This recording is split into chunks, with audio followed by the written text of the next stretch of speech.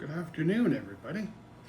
It's been a moment since I've given any updates onto where I sit, what's going on, and how my recovery is going. Over the Christmas break, Diane was nice enough to purchase me some additional toys that make vlogging, I guess, possible for me. And I intend to experiment with this going forward, hopefully with the point of making a YouTube channel of some sort. Not quite exactly sure what we will be discussing or what we'll be doing. I'm thinking something along the lines of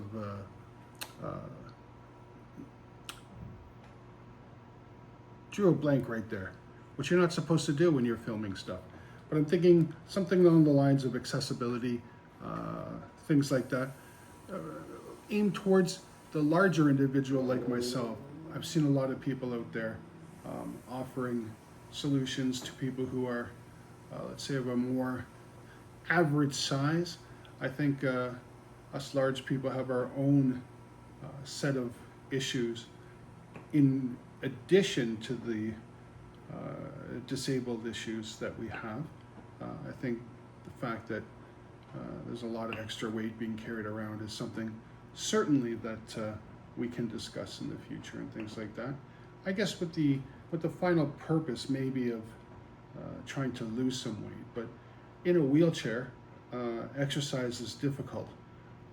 Yeah, you can exercise your big muscle groups, but to the point of actually losing weight might be a little difficult. I'm thinking the only way really that losing weight is going to be possible is probably just with the difference in food and getting on top of that. Because when I went first had the accident, I was in Lyndhurst.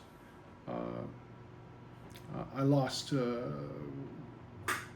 maybe 50 pounds total in the first 2 months after my accident. So it is possible, but then again, I wasn't eating a lot of food, and the food that I was eating was very controlled, which is difficult to do once you get to the outside and you're able to eat pretty much whatever you want.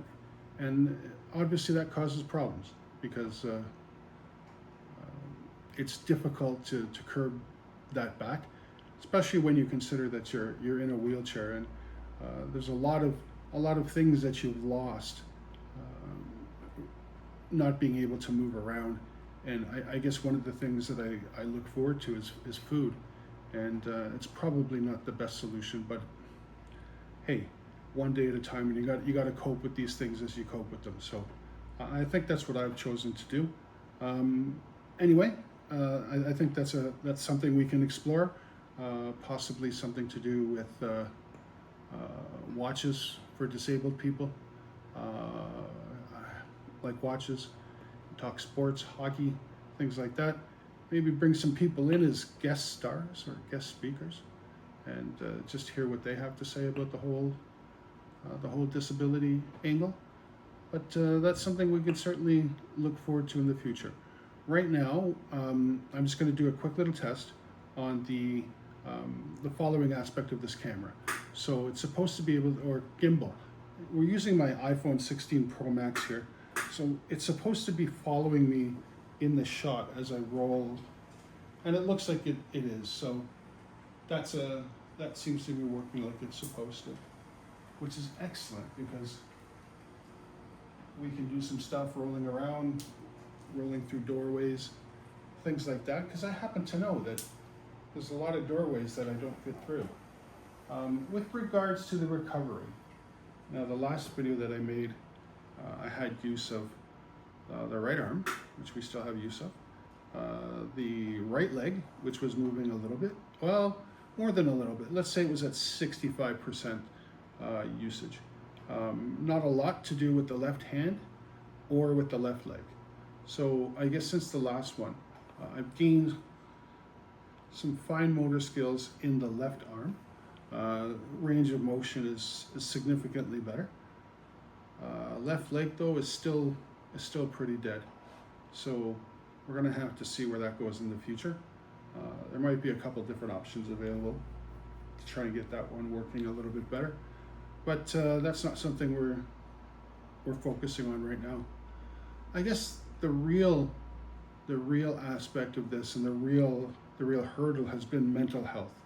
Now, I've always been a proponent of mental health, and I find that everybody should take advantage of these things when they're available, as in talking to somebody or getting therapy or something along those lines. I personally think that anybody who's had an accident like I have, therapy is probably going to be pretty much up there with the recovery of your mind is going to be at least as difficult as the recovery of your body, maybe even more. I've struggled with it. There have been nights that have been really bad and nights that have been really good, and there's no way to know what's going to trigger it. I find a lot of my triggers have to do with bowel movement and bladder, just because it's uncontrollable for me at this point. And having to wear a diaper at 56 years old, like I expected to wear a diaper at 70 because I couldn't control myself. I figured 70 years old, diaper time, that seems to be normal. But 55, actually I guess 54 when I first fell, being a diaper user was just a lot earlier than I thought that was going to happen for me. So if you're wearing a diaper and you have a bowel accident, then you're relying on other people to basically change your diaper, which is not the strongest or the proudest moment of somebody who's in a wheelchair. At least I feel that way. But there's really nothing you can do about it. You know, you have an accident, you don't have the ability to clean yourself. You got to rely on other people. And some of the other people that have come through my life in the last year and a half who are doing those things for me have been awesome about it. Never once do they make you feel bad or useless or make fun of you or anything along the way. Unless you've got a really messy one, and then they'll just tell you it's really messy, and then they'll laugh at you a little bit, and then you laugh back, hopefully. I think I'm going to cut it off from here. I think this is a good start, and we'll see how things go. And I'm going to review this and see how happy I am with how this went. Everybody, you take care.